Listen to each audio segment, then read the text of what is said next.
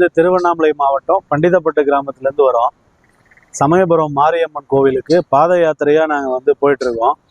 நாங்கள் மொத்தம் ஒரு 17 பேர் வந்திருக்கோம். நான் வந்து இந்த வருஷம் தான் முத வரேன். இவங்க எல்லாம் இருந்தே 5 வருஷம் 10 வருஷமா கோவிலுக்கு போயிட்டுருக்கோம்.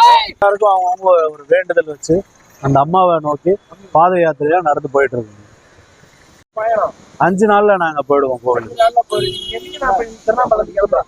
நாங்கள் நேற்று ஆரம்பிச்சோம். இன்னைக்கு 2வது நாள் பயணம். ஒரு 17 பேர் போயிட்டு. ஆமா ஆமா, வருஷம் 100 பேர் போறீங்க. ஆமா ஆமா, வருஷம் 100 பேர் போயிட்டு இருக்காங்க. இந்த வருஷம் காலதாமதமா நாங்க வரதுனால நாங்க மட்டும் 17 பேர் தனியா வந்துருக்கோம். போயிடுவோம். இங்கிருந்து நாங்க விருகாவூர் கல்யாண மண்டபத்துல தங்குறோம்.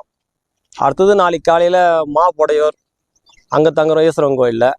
அதுக்கு அடுத்தது மங்களமேடு நைட்டுக்கு போறோம். மறாவது நாள் காலையில சிறுவாச்சூர் வக்ரகாளியம்மன் கோயில்ல போய் அன்னைக்கு மதியம் காலையில எல்லாமே காலையில வந்து நாங்க எங்க தங்குறோமோ மதியமும் சாப்பிட்டு ஈவினிங் அந்த 1 மணிக்கு மேல நாங்க அப்படியே நடைபயணம் மேற்கொள்றோம். அதுக்கு அடுத்தது நெடுங்கூர் முருகன் கோயில்ல போய் நைட்டு தங்குவோம். அதுக்கு அடுத்தது வந்து ராமர் கோயில்ல நாங்க போய் நிற்போம். எல்லாரும் ஒற்றுமையா கும்பலா வந்ததுக்கு அப்புறம் சமயபுரம் கும்பலா போயிடும்.